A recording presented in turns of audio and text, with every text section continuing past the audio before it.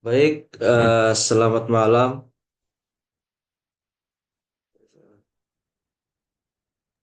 Malam, Kak. Malam, Malam. Kak.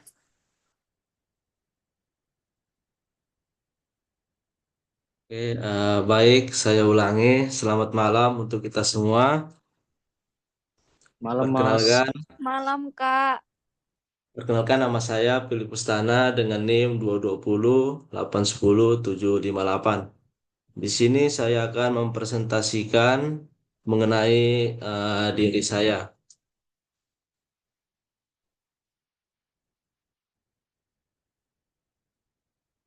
Baik, kita mulai aja dari set yang pertama. Di sini saya akan menunjukkan mengenai kelebihan diri dan kekurangan diri. Pertama, kelebihan diri. Yang pertama, mampu berkomunikasi dengan baik. Lalu yang kedua, mampu beradaptasi.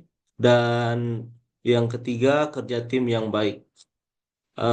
Di sini mampu beradaptasi dalam artian mampu beradaptasi dimanapun saya berada dan kerja tim dimanapun saya ditempatkan dalam bekerja, mau baik dalam suatu organisasi ataupun kepanitiaan. Lalu kekurangan diri yang pertama itu sulit berkata tidak dalam artian sulit menolak terhadap ajakan.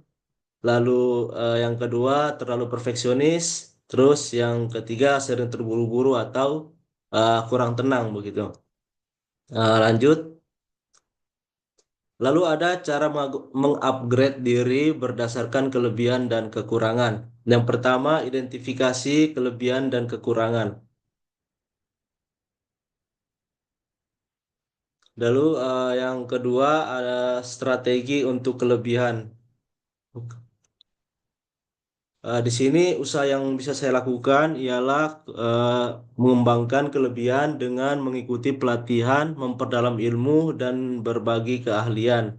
Lalu yang ketiga ada strategi untuk kekurangan, di mana saya fokus pada satu kekurangan untuk diperbaiki dengan praktik pelatihan atau mentoring. Lalu yang keempat, evaluasi berkala. Di sini yang saya lakukan ialah penilaian dari tiap 3 bulan untuk melihat kemajuan.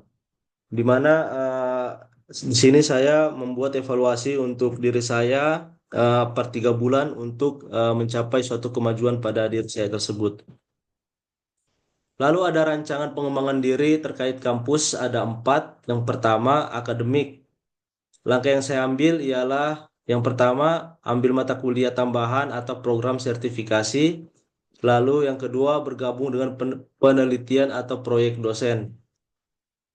Yang kedua ada organisasi yang sudah saya lalui dan akan segera saya akhiri, yaitu saya aktif di organisasi kampus untuk meningkat kepemimpinan dan ikut seminar atau workshop terkait karir. Lalu ada jaringan, bangun hubungan baik dengan dosen, teman, dan alumni, dan memanfaatkan program magang dari kampus. Lalu yang keempat, skill. Fokus pada penguasaan keterampilan sesuai jurusan. Lalu berikutnya ada rancangan pengembangan diri terkait dunia industri. Yang pertama, pelatihan. Ikut pelatihan atau kursus yang relevan dengan industri pilihan. Yang kedua, magang dan kerja sampingan. Ikut program magang untuk pengalaman nyata. Terus yang ketiga, membangun portofolio, mengumpulkan hasil karya proyek atau pencapaian yang relevan. Terus terus yang keempat, networking, ikut acara industri seperti job fair, seminar atau meet up profesional. Yang kelima, update tren, yaitu selalu ikut perkembangan terbaru dalam dunia industri.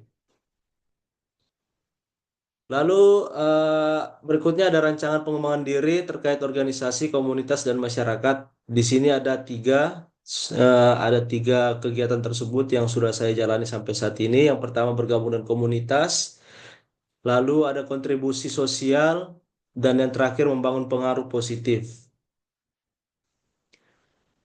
Berikutnya membangun karir jalur konvensional.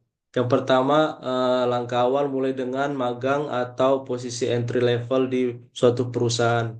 Yang kedua, peningkatan karir, fokus pada promosi dan membangun reputasi profesional. Yang ketiga, jaringan internal, bangun relasi dengan atasan dan kolega. Yang keempat, pendidikan tambahan, pertimbangan pertimbangan untuk lanjut S2 atau sertifikasi untuk mendukung promosi terhadap diri saya untuk langkah berikutnya.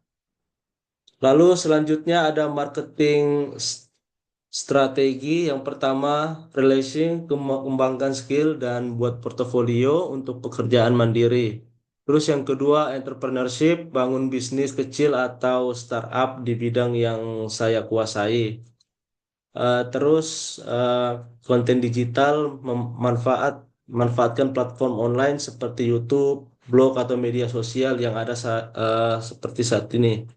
Lalu ekspansi jaringan, bangun komunitas yang mendukung pertumbuhan bisnis atau karir saya. Lalu berikutnya ada pola komunikasi yang ingin dilakukan. Yang pertama, aktif mendengar, fokus mendengarkan sebelum merespon. Terus yang kedua, asertif, sampaikan pendapat dengan jelas tanpa agresif. Terus yang ketiga ada empati, menunjukkan pemahaman terhadap perasaan orang lain. Lalu yang keempat ada adaptif, sesuaikan gaya komunikasi dengan audiens. Terus berikutnya ada relasi emosi yang ingin ditunjukkan. Yang pertama konsisten, jaga kestabilan emosi dalam situasi apapun. Yang kedua positif. Terus yang keempat ada empatik, yaitu menghargai perasaan orang lain dalam komunikasi. Terus yang keempat tegas, di mana saya tetap tenang saat menetapkan batasan atau memberi arahan. Berikutnya ada bekerja multitasking dan sistematis. Prioritasi tugas, gunakan metode seperti Eisenhower, Matrix untuk membedakan tugas penting dan mendesak. Gunakan alat bantu, manfaatkan aplikasi manajemen waktu untuk proyek. Terus ada delegasi, jangan ragu mendelegasikan tugas jika memungkinkan. Lalu yang keempat, istirahat terencana. Di sini saya akan menetapkan waktu istirahat untuk menjaga fokus. Berikutnya ada pola pengambilan keputusan yang sesuai dengan diri. Yang pertama, satu, data driven. Terus itu yang kedua, konsultasi. Yang ketiga, intuisi terarah. Dan yang keempat, evaluasi risiko. Terus berikutnya ada perencanaan hidup 5 tahun ke depan. Yang tahun pertama, saya akan menyelesaikan studi atau pelatihan dan bangun portofolio. Tahun kedua, mulai pekerjaan atau bisnis kecil yang sesuai. Yang ketiga, perluas jaringan profesional dan tingkat keahlian. Yang keempat, capai posisi atau target karir tertentu. Yang kelima, stabilkan karir dan memulai merencanakan tujuan jangka panjang.